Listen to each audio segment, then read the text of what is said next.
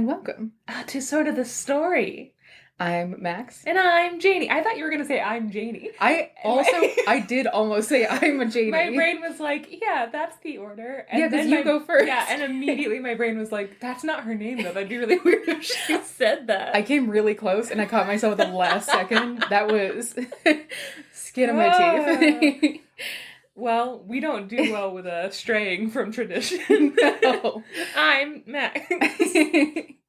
She's Janey. Yeah. And we are the Beatles. Welcome.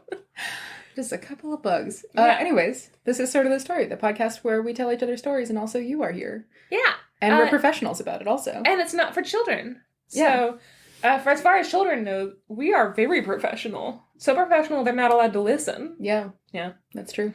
There's a lot of cursing, a lot of inappropriate themes and jokes, and not for kids. Parental discretion advised. Yeah.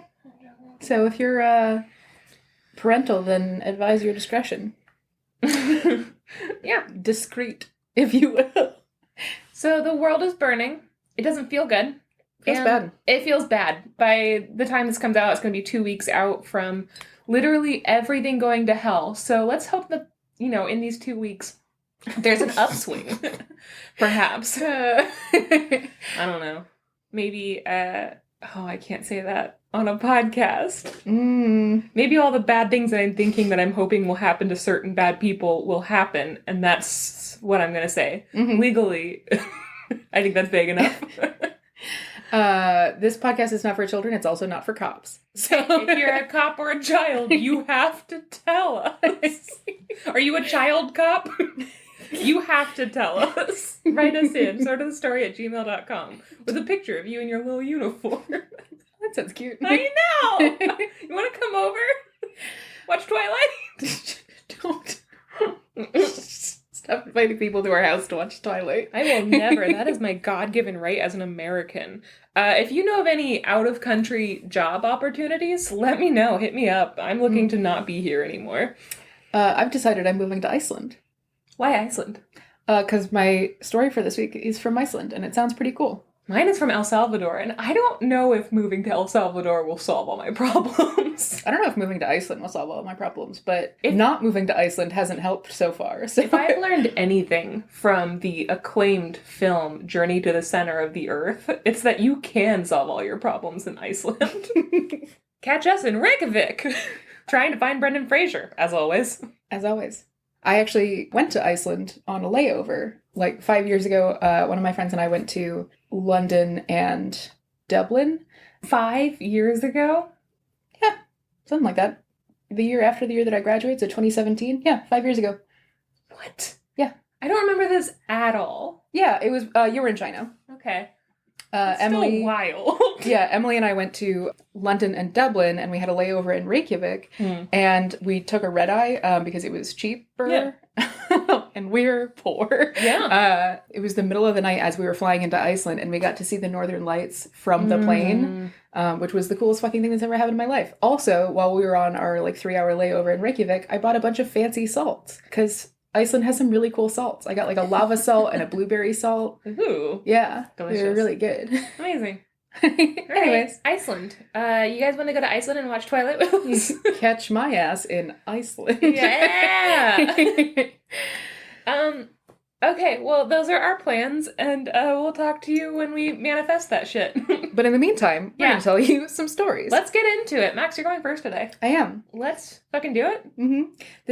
This message brought to you by the Icelandic Board of Tourism and Immigration. Yeah, and maybe El Salvador? All right. Okay, bye. No, not bye. Oh, sorry. Bye. All right, so my story today comes from a book that I have used several times over and guaranteed will use several times again. Honestly, some of these books, I just want to get through the entire book. Yeah. This is Monstrous Tales, Stories of Strange Creatures and Fearsome Beasts from Around the World, with illustrations by Cija Hong. It's a collection of stories from all around the world, and most of them are available for free online. So this week's story originally comes to us from Iceland, from the book Icelandic Legends by Jon Arneson, who was the first person to make a book of folklore about Iceland back in the 1800s. Nice. So this is an older Icelandic folk story, specifically set in the southern area of Iceland. So, yeah, I'm just gonna hop on in. Do it. I'm excited. In the southern area of Iceland, during the springtime, sailors would sail to Geirfuglaskr. This is going to be a rough episode. No, just a heads up. As somebody who is fluent in listening to you pronounce things, perfect pronunciation. Thank you. Geirfuglaskr. The Geirfuglaskr is an island off the coast that is mostly cliffs, so it is borderline inaccessible. But it's an area where seabirds go in the springtime to lay their eggs. So from the mainland, these sailors would come to Geirfuglaskr to harvest the seabird eggs. Aww. And there's a very slim window of time in which the ocean is not so choppy that you can't get to the shore, and it's also, while after the point that the birds have laid their eggs. Yeah. So there's a very narrow window in which these sailors would come to the Geirfuglaskr and harvest these seabird eggs. Mm-hmm. So one year they went to go do that. But it was a strange year. There had been a lot of unexpected storms. So as they were sailing to the island, they had an unexpected storm whip up. And it was starting to get windy, but they were already almost to the island. So they decided to get in, get out, and get home. They got to the island, everyone disembarked, and they went to go hunt down all of these seabird nests. And at that point, the winds picked up even more. And the boats that were beached started to float away. So all of the sailors rushed back to the beach, and they got in the boats as quickly as possible. Meanwhile, the wind was howling, and the waves were beginning to crash against these cliffs. And they realized that they were missing one man. Oh. He was a younger man, and he was identifiable by his bright red hat. That sucks, because famously, if you get caught at sea, your hat falls off. How will they know who he is? Yeah, that's how you know. Find a man on the beach. That's how you know that the wind is whipping, is if you see one person's hat fly off. And then they're like, wait, where's Dave? And he's like, right here. And they're like, no, sorry, Dave with the hat. Still here. The wind took my hat. But they realized that that's Dave, his only form of ID.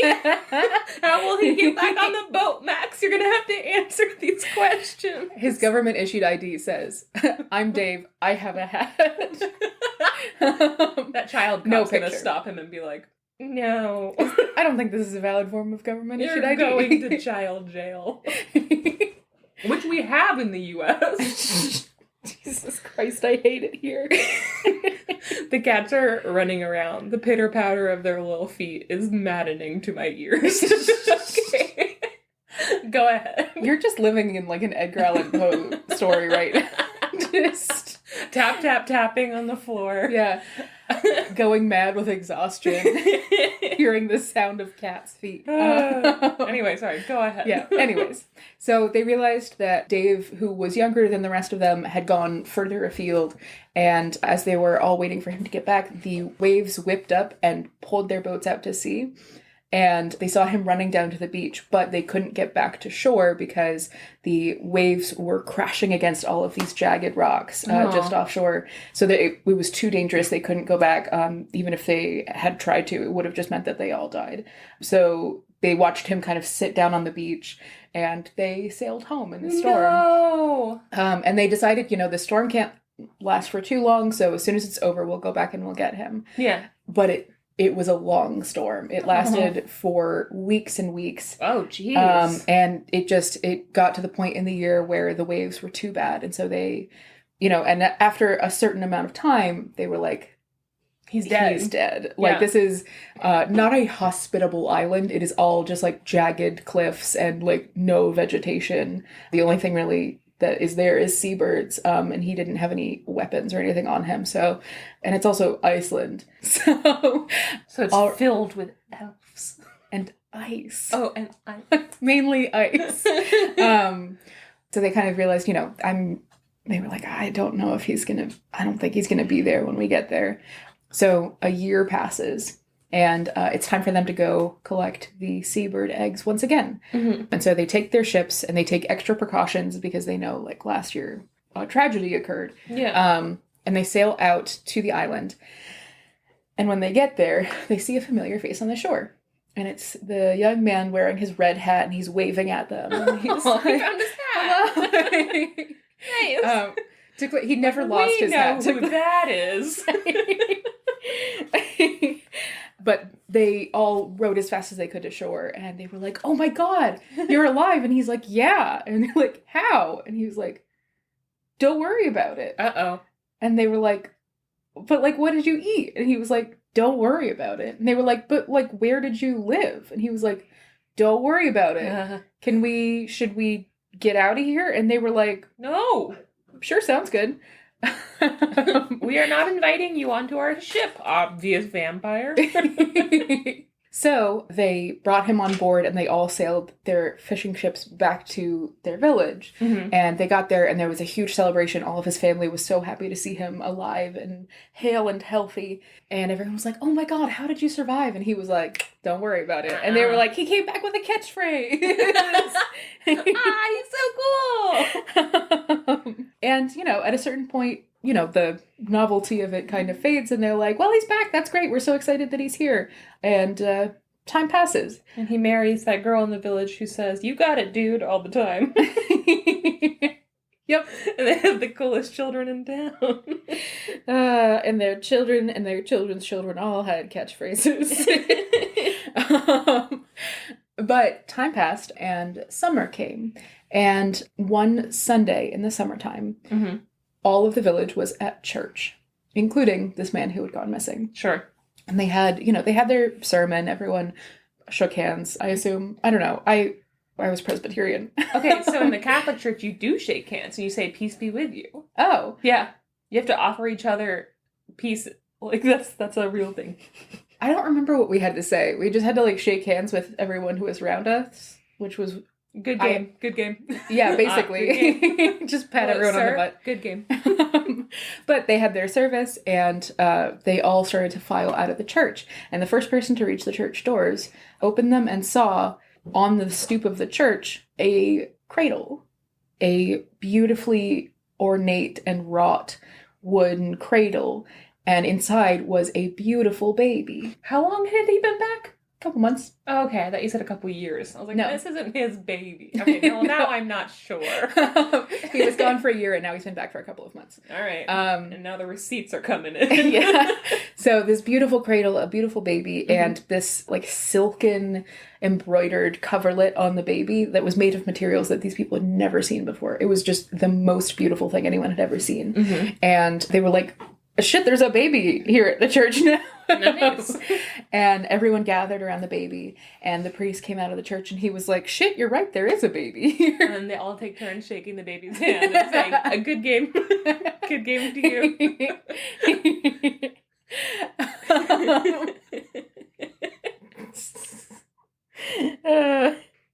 Sorry, that really got me. Shit, sorry.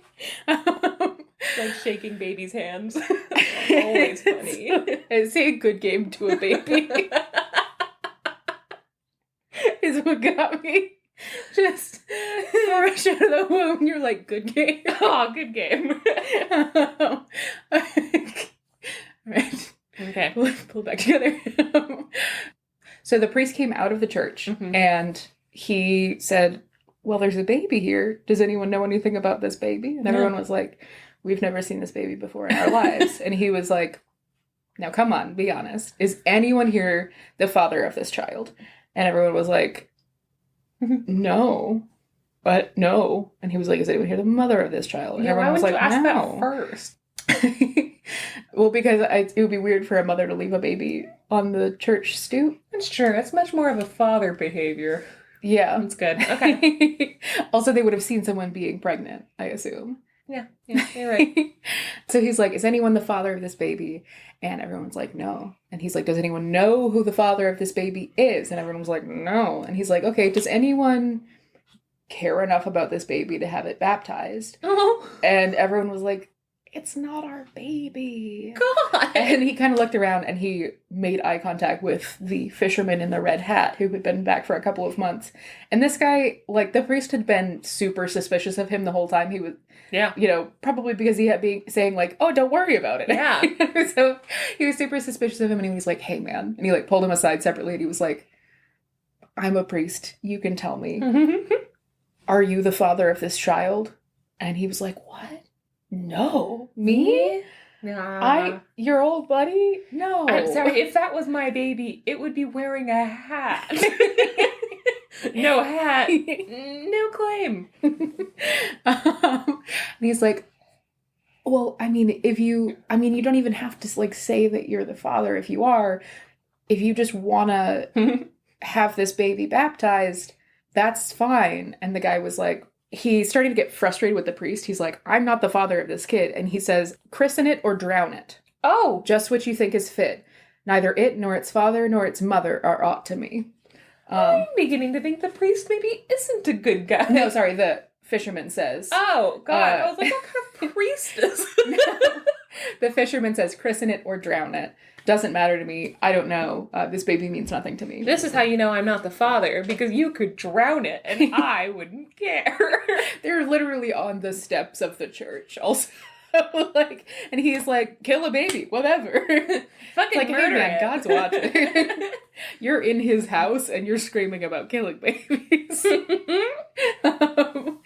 And the priest is weirdly God talks about killing babies constantly. That's true. God loves killing babies. You ever read the Bible? Old Testament's just, he murders so many babies. You ever... Maybe this fisherman is trying to get points The with Great God. He's Flood like, "Am is I about- right? Kill his baby?" Hey, and God's like, good game. The Great Flood is just about how God killed all the babies of the world and saved giraffes. Fuck that. Anyway, go ahead. So this guy says, "I mean, christen it or drown it. Doesn't matter to me." And he says those words, and out of nowhere, there's a gust of wind, and a woman appears. And she is... Oh, shit. stately and beautiful and noble, and she's dressed in the same kind of exotic, like, gorgeous and intricate garb as the baby, and she appears right behind him, and the priest is like, "Ah!" And she reaches down to the baby, and she snatches the coverlet off of the baby and throws it into the church, and basically says, "You know, this isn't the church's problem, and I don't blame any of you guys for this." Okay. And then she turns to the fisherman and says, "You, however..." Oh, God, I love her. "You I have a problem with." And she curses him. Yeah, she does. To become a whale. What? And she like, the winds whip around and she lays this curse upon him and she says, "You will become a whale, the fiercest and most dreaded in the whole wide sea." And then she whips into the wind again with her baby and disappears. Okay. And everyone's like, "What the fuck just happened?" And he's like, shit, fuck. And then he runs. And he runs all the way to the cliffs at the edge of the village, and he makes as if to throw himself off of the cliffs because he's like, "I fucked up." He makes as if to throw himself off the cliffs, but he hesitates for a second. And in that moment, he begins to transform. Oh, God. Into a massive whale with a bright red head where his red cap once was. Is this the origin, like the prologue, the prequel to Moby Dick? Maybe. Is that his name? No. We're gonna find out that his name is Moby Dick. No, his name is Redhead the Whale. Oh. Aw. The sexiest whale in the sea. So he's standing on the edge of this cliff, and he begins to turn into a whale, and his body expands and grows, and his limbs shrink and everything like that, and the cliff beneath his feet crumbles under the weight of this massive whale, and he disappears into the ocean. And all the people watching are like, what the fuck? Wouldn't you never go to church again? Oh, I would go to church well, every day. Not me. I'd be like, well, that's proof that you guys have been lying to us, because this bitch over here is transforming people into whales. Where's God? They're not mutually exclusive, I don't think. I guess especially not, in this story. I feel like the church, at least the church that I know, is like, women can't turn people into whales. That's like one of the 10 Commandments. Yeah, when thou shalt not believe women can turn people into whales. So the priest takes this like beautifully embroidered coverlet and takes it for the church as like a token and a marker of like, hey, remember, don't do this. Meanwhile, Okay.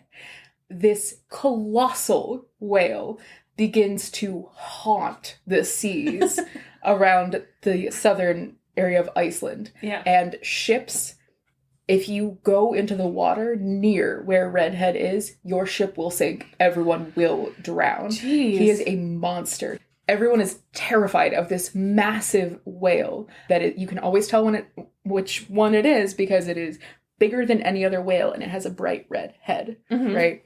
And at a certain point, people stop going to that area. They have to take these massive long routes to navigate around the area that is stalked by Redhead the Whale.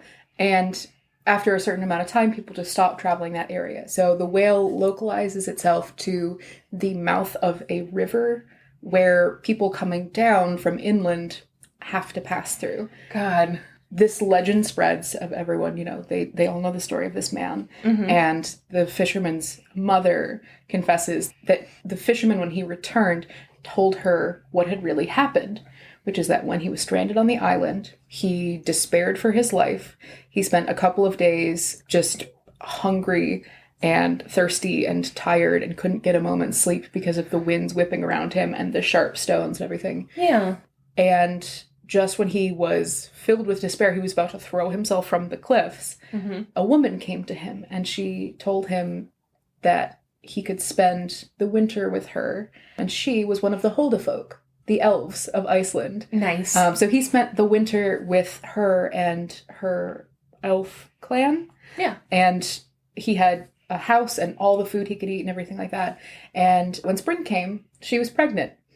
And she said, she was very excited to have this baby. And he said, my people are going to come back to the island in, this year. I want to go back home with them. And she told him, you can go home, but this is your baby. Yeah. It is going to appear on the church steps and you have to have it baptized. She fucking told him. Yes. She said, all you have to do is have this baby baptized. And the priest gave him an out. Yeah. Jesus. And I read an essay which basically said it's less about the actual, it is about having the baby baptized. She wanted her baby to, be able to move in the human world. Yeah. But also it was, the reason why the man didn't want to have the baby baptized is because that would be admitting that he was the father. Even if he didn't say so, people would know. And so he was just so stubborn and rude that he was like, I'm back to my normal life and now I don't care about this baby and I don't want anyone to know that I was with the elves. Good for her. Right? Yeah. So this legend spreads. And meanwhile, this whale is just terrorizing this one specific little gulf at the end of a river. And cut over to a different place. Okay. Also, sorry, that the gulf of that river is called Hvalfjordur, which is named for him. It means the red fjord of the red-headed whale or whatever. Yeah. There's a small town near this fjord. And in that small town, there is another priest. And he is blind. He is also a priest. I get the sense it's less in the Christian way, more in a magical-y way, or some combination of the two. And he has a daughter and two sons. Okay. And his two sons are also fishermen. And the only place that they can fish is in this small area. And so they know the stories about this whale, but they go and fish this area anyways. And Redhead the Whale capsizes their boat and kills them both. Aww. And the priest, his children are the loves of his life. Yeah. And his life is ruined when his two sons are killed. So he takes his daughter one bright, clear morning, and they go to the seashore by the entrance to this fjord. And the old man plants his staff in the surf and closes his eyes. And after a few minutes, he asks his daughter to look out into the sea and tell him what she sees. And she says it's as smooth as a mirror, perfectly clear seas. And then he waits another few minutes and he asks her, now what do you see? And she says that she sees a black line on the horizon as of a shoal of whales swimming rapidly towards the shore. Okay. He asks her to guide him to the entrance to the fjord where the river meets the sea. And they start walking upriver, and as they do so, this black line moves closer and closer to them from the horizon. And as it gets closer, the daughter can see that this is not a massive pod of whales. Mm-hmm. It is one huge whale No. with a bright red head, and it is swimming as fast as it can towards them. Mm-hmm. The old man and his daughter walk / maybe run, I would run, upriver. And this huge whale chases them up the river. And it keeps following them and following them. And the priest is still holding his staff, and they keep going upriver. And the whale keeps following them, and the river keeps getting shallower and shallower and shallower. But it is as if the whale is being compelled to keep swimming upstream. Mm. And so it keeps swimming and swimming and swimming until they get to a waterfall. And the priest bangs his stick on the ground. And the whale, which is already visibly exhausted, is forced to jump up over the waterfall. Ooh. And they keep going and they keep going further and further upriver until they get to a lake. Mm-hmm. And the whale, now completely exhausted, ragged and bloody from this shallow river that has been forced to swim upstream in, dives into the lake and disappears. Ooh. And is never seen again. Oh, it's terrifying. The priest returns to his village, and Redhead the Whale no longer terrorizes the waters. He's lauded as a hero. And in that lake... Yeah, I was going to say. What is the lake called? Lake Valvaten. Okay. Huge whale bones have been found. Ooh. Yep. Whoa. Yeah, just massive, massive bones of these whales have been found. So this is a story. Sorry, that's the end of the story. Yeah.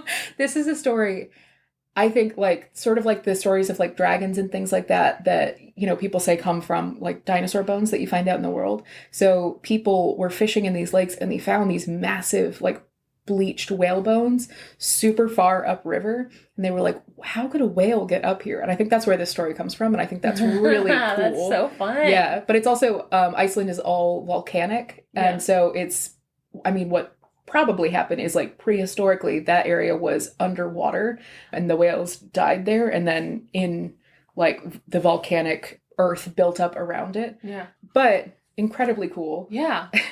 Redhead the Whale. I thought you were gonna say that he turns into a narwhal, because I don't 100% believe that narwhals are real. I've seen the science. Did you know that their horns are made of hair? Yeah, I see things like that. I want an origin story for it. I think that's true. Double check that before you tell that fact to anyone, but I'm pretty sure that's true. Anyway, here's a Snapple fact for y'all. Narwhals are made of hair. Yeah, Redhead the Whale. So that whole area is named after him, and things like the people have pulled up all of these massive whale bones and everything from the lake. Just very cool. But the Huldufólk are the elves. A lot of people have heard the story, which is semi-true, of the construction in Iceland that had to be halted because of a massive rock that was in the way of the road, and all of the construction equipment kept breaking. I just found out today, actually, that that's not entirely accurate to what it is. There were no existing stories about that rock prior to construction starting, but that doesn't mean that... But now there's stories about it because it was obviously very important to someone. Yeah. Basically, they were trying to build a road. There was a massive rock in the way, and anytime that they tried to blow it up or move it or anything like that, all of the construction equipment would break, and people said that it was the Huldufólk.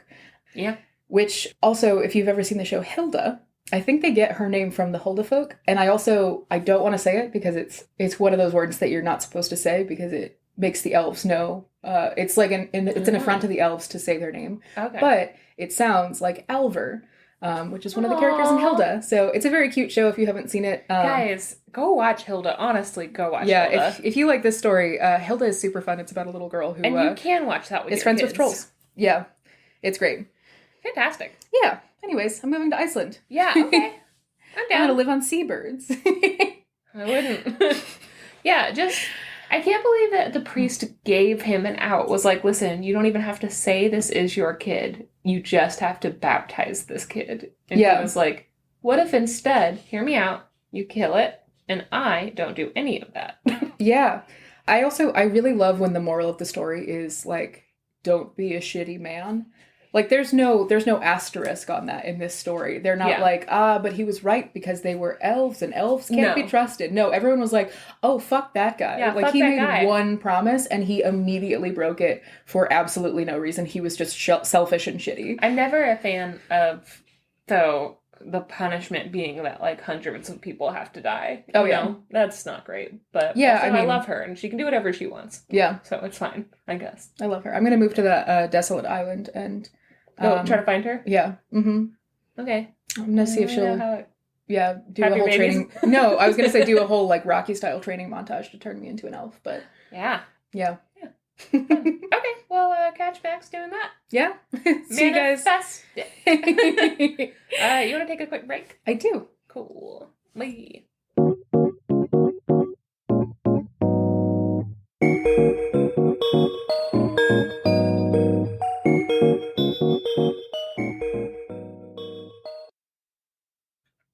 Okay, Max. All right, Janey. What the fuck? Why do I feel like you slapped me? I also did slap you. I know you guys couldn't hear it on the recording, but I also did slap her in the face. Palm. It felt great. So today I am going to be pulling a story from this amazing book I got. It's called The Sister Who Ate Her Brothers and Other Gruesome Tales by Jen Campbell and illustrated by Adam D'Souza. Do I know Adam D'Souza? I feel like I've heard that name. I thought the same thing. And his art style is very recognizable as well. Ooh. So Jen Campbell, I looked her up. Guys, go on YouTube right now and follow Jen Campbell. She is so fun. She is a folklorist and she's a storyteller. She's obsessed with fairy tales. She retells these stories. She has 10 books out. This is her 10th one. And basically, she was like, I love ghost stories. I love spooky stories. I love tales from around the world. But she doesn't like all of the endings, which we come into this here too, where we get to the endings where we're like, obviously a man wrote this and it's a bummer. Mm-hmm. Like, it could have been good, but then Andrew Lang, made it bad. Why? And so she took these stories, she condensed it down, so it is good for children, but I also really enjoyed it as an adult. And she changes little things about them to fit them to the time, which I really respect. I like it a lot. Mm-hmm. She gives the countries of origin. The one thing she doesn't give in this book that we talk about a lot is she doesn't give any details of where she got the stories. She just says, this one is from El Salvador, or this one is from Brazil. And it's cool, but, where did you get these stories?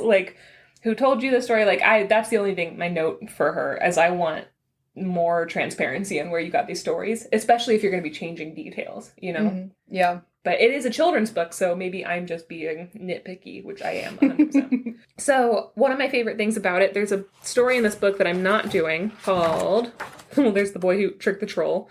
There's the house that was filled with ghosts. Of course, there's a Korean story of the girl who ate her brothers. They're all scary stories. The adults who lost their organs. God, this art is just gorgeous. Yeah, there's also art on every page. There's full color illustrations, but there's also line art. There's a marginalia. Is that what it's called? Yeah, in illuminated texts, specifically when monks would do most of the writing of books, anything that's drawn in the margins is marginalia. Nice. Yeah, so any of the weird little goblins and ghoulies that you see in medieval manuscripts, that's marginalia. Yeah, well, that has a lot of this here. Mm-hmm. But there's this story from Ireland called The Souls Trapped Under the Sea, and it's about, in the original text, I can almost guarantee you, it's about a mermaid in the sea who steals souls, right? And the man who falls in love with her. In her story, it's about a merman who lives in the sea and steals souls, and a man that falls in love with him. So it's just you know what? Fucking make it LGBTQ friendly, because why not? It doesn't change the story literally at all to make him a merman. Mm-hmm. And I really appreciate that. I'm that's the sort of change that I'm here for, because it doesn't change the story at all. Amazing. And the illustrations are so cute. It's this guy who loves his sexy merman boyfriend, but he looks worried because he's trying to ladle some souls into his mouth. He's So, yeah, this is a good book. I highly recommend it. The story I'm going to be telling you today, after all that, is the wife who could remove her head. Ooh, at will. At will! As you know, this is my number one superpower I wish I had. This is the beautiful illustrations.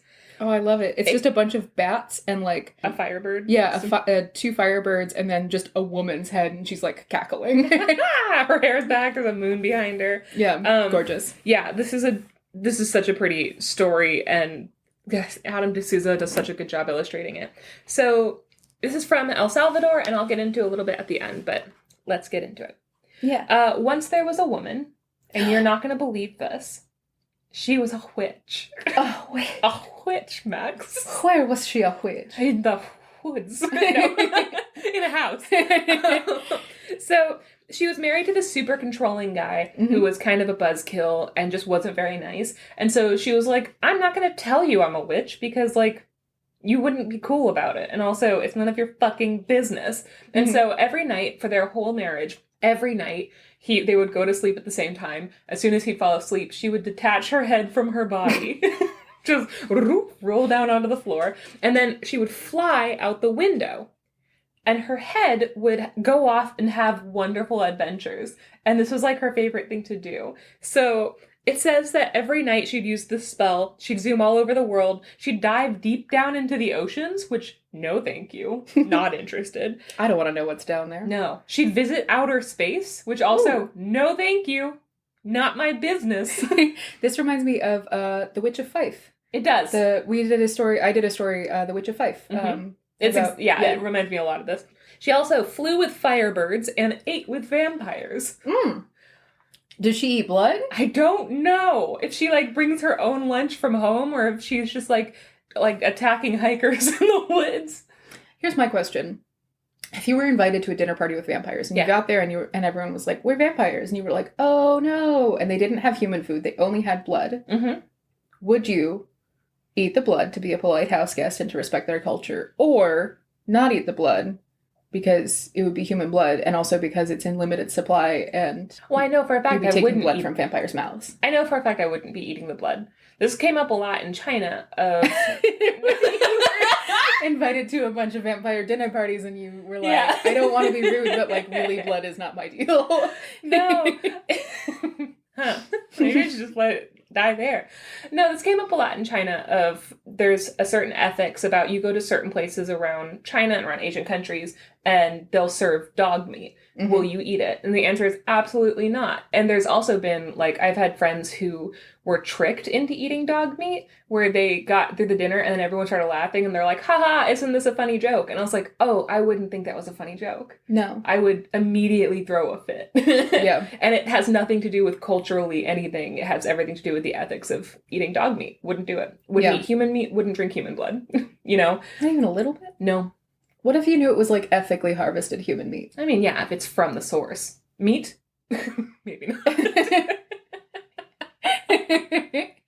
Like, I would drink from a waterfall, but I wouldn't, like, eat from a cliff. Anyway. Yeah. I mean, I used to donate blood all the time. Blood is replaceable. I mean, if it's, like, ethically I mean, every vampire show ever has gotten into this, but, like, you know. I wouldn't drink human blood, no. Really? Yeah. Huh. I wouldn't, but just because I've tasted my own blood and it tastes gross. Also, it upsets your stomach. We need to talk about how much blood you're drinking. Okay, so she's out there, she's eating with vampires, she's flying around. So one night, her head flies out the window, and she has this nosy neighbor who's awake at that point and looks outside their window. It doesn't say if it's a man or a woman, but I don't want to say it's a man. But he looks outside his window, and he just sees this woman's head zoom out the window and into the night, and he's like, ah! So he gets out of his house, he runs all the way to his neighbor's house, he kicks down the door, he runs up to their bedroom, he throws open their bedroom door, he shakes the man awake and is like, wake up, your wife's a witch! Hello? Yes. So how disorienting to be woken up by your neighbor who's just like, in your house. Help, your wife's a witch. So this guy wakes up like, you're having a nightmare. Also go back to your own house. And he's like, no, her head flew out the window. And he's like, you're definitely not speaking right. Like, leave my home, thank you. And he's like, no, look. And then the neighbor throws off the bedclothes, which also is, like, dangerous. You're in somebody else's house. Like, what if he's just, like, butt-ass naked? Yeah.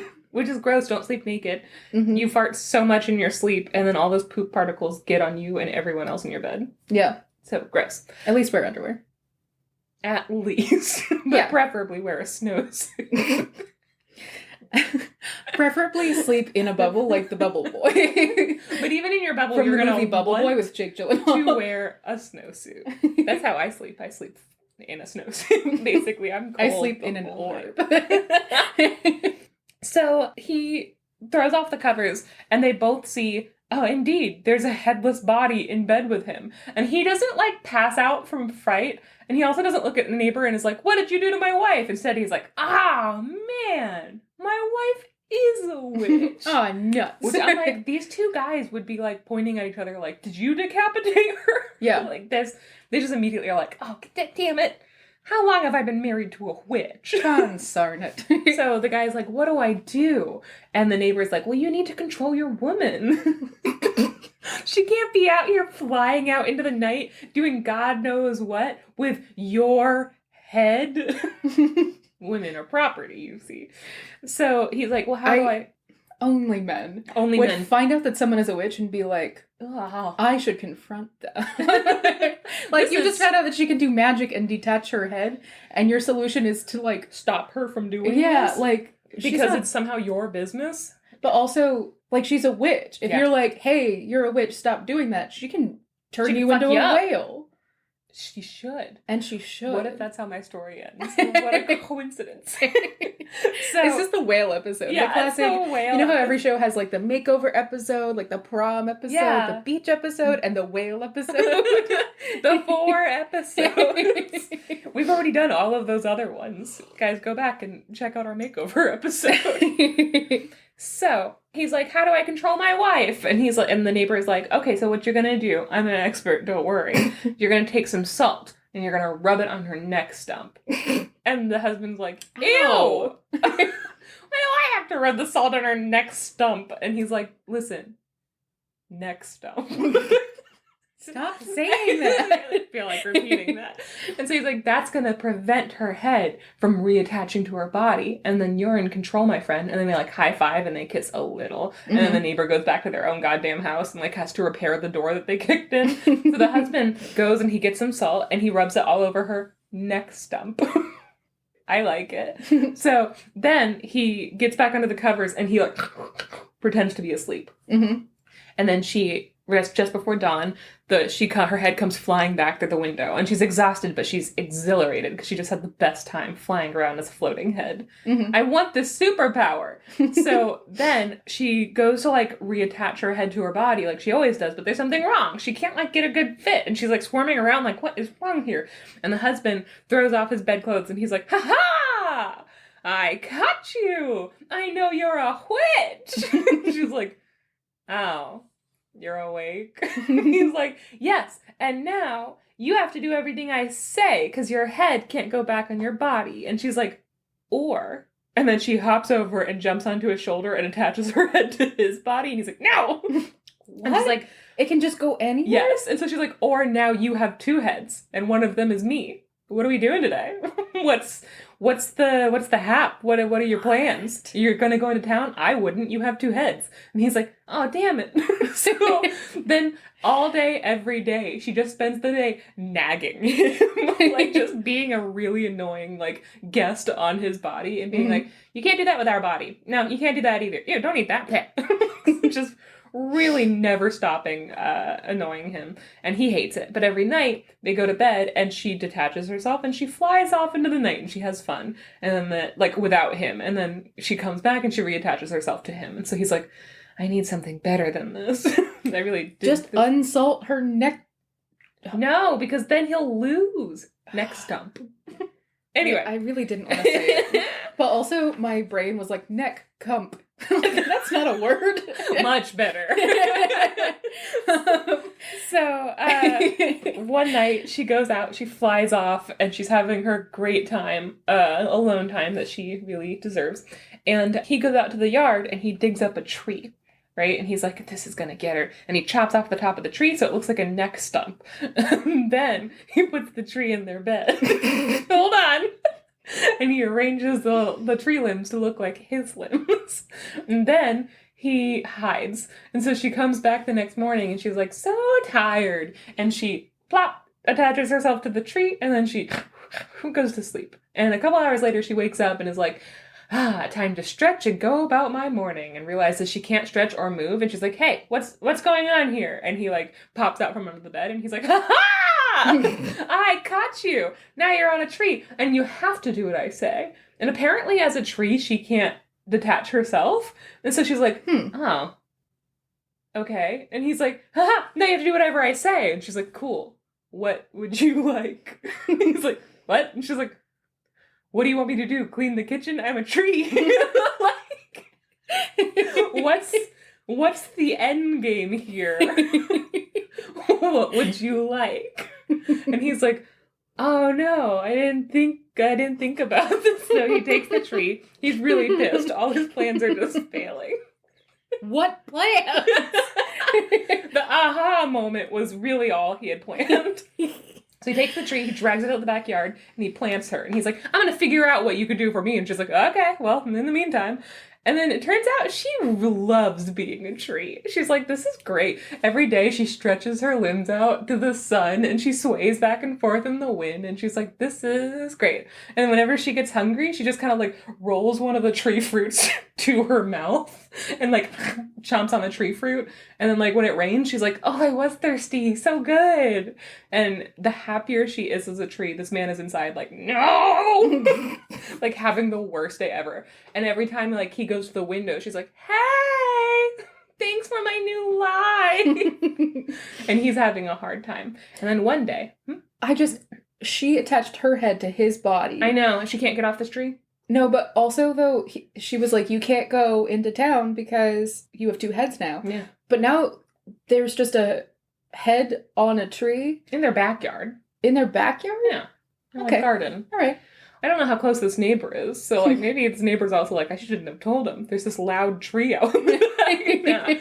So they're all, she's just having the best time being a tree. Honestly, it sounds really great. Yeah. I'm gonna lie. And then eventually she starts growing these giant apples, right? And she's like, okay. And then they start to drop to the ground. And every time they drop, they burst open and like hundreds of babies come out. They're like, yay! They roll all around. And she's like, I love my little apple babies. Human babies? Yes. And they all start to run around. Hold on, look at this picture. Wait a minute. Hold on, look at this picture. Did he fuck the tree? No, these are her babies. You have to tell me if he fucked the tree. No, she made this parthenogenetically without a father. So, this is a word I learned reading Hesiod's Theogony.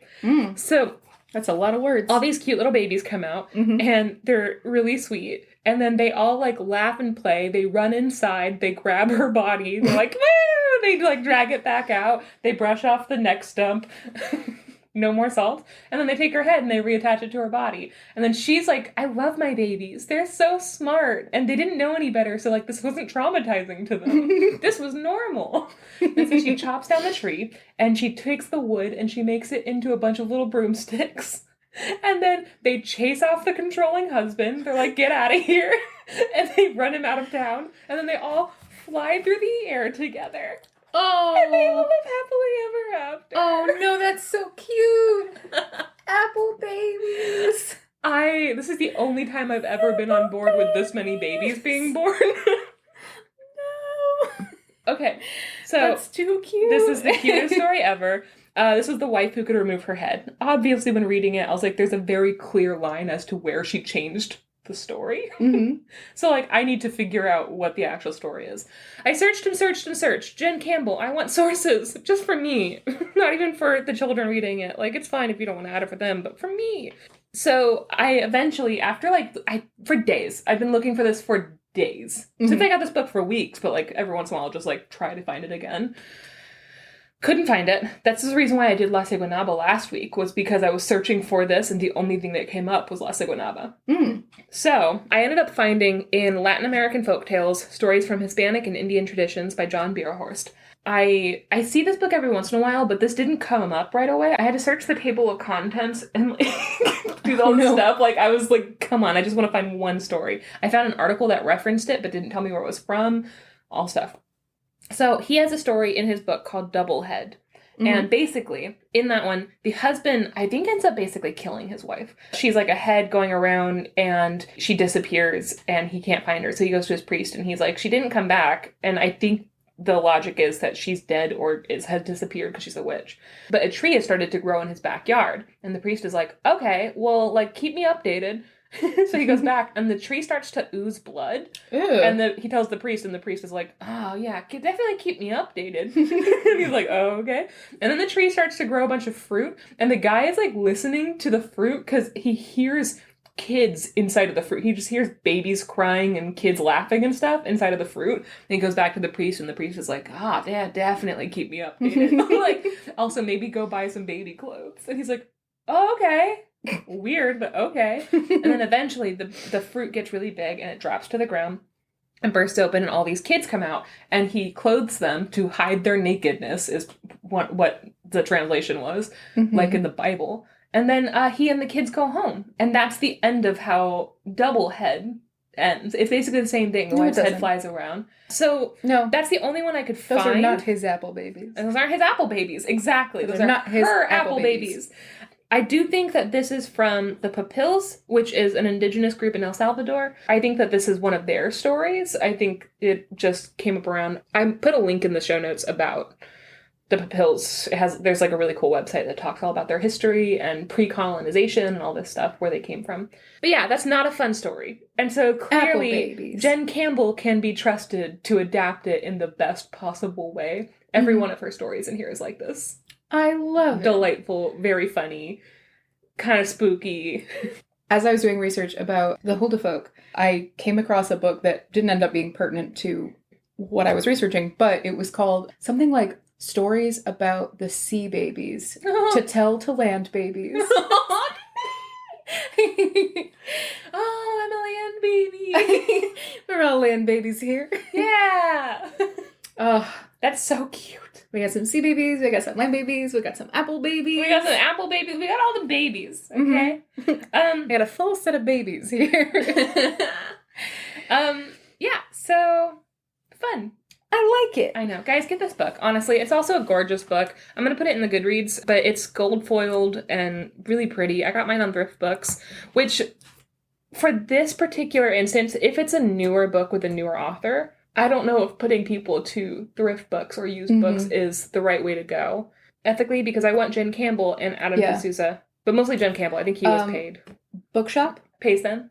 Yeah, because it's sellers who are independent booksellers, like small bookstores, rather than like individuals who have the book, read it, and then want to resell it. Yeah. Bookshop actually supports it. They buy it from the publisher. Okay, good. But it supports small businesses. So bookshop.org, right? I'll put that in the show notes too. That's what I'll link it to. But when it's a newer author, we want them to get as much money as they possibly can get off of their sales. So don't go to thrift books for this one. Yeah, we've talked before about ethical book buying and things like that. Definitely, if you have newer authors and you can find a way to get money to them, do that. Also, if you have authors that you don't want to support, you can purchase their books secondhand so that they don't get money. For example, if you've never read the Harry Potter books and would like to, but you don't want to support someone who's transphobic, then you can... Dozens of people are selling copies of their books on eBay, on thrift books, things like that. Yeah. Abe books, even. And you can get them for a lot cheaper, too. Yeah. So just think about where your money's going. That's all. It's a really good idea. Cool. Well, guys, I think we done did it. Yeah. Thanks for hanging out with us, Love podcast it. babies. Oh, little podcast babies. Little story babies. Oh, my God. Oh, my gosh. We have Story Baby merch? Oh, yeah. Yeah. Oh, my God. It should be in the Barbie font. And it just says Story Baby. Oh my God. I want that. I want that too. Okay, let's have Barbie shirt. I Only love it. sold in pink. Okay, guys. We love you. Goodbye. Bye. I fell asleep at 4 and Leaf woke me up at 6:30. Yeah. That's fun. It's very fun. And then I was like, I'll just go back to sleep. And then he kept knocking over plants, like specifically being like, today, fuck all the plants. So I locked him in the bathroom, and then he tried to take down the door while screaming one long, continuous scream. It wasn't like, meow, meow. It was like, ah! As the door just... I was like, why? And then 2 hours later, he was like, wheel away, Iceland.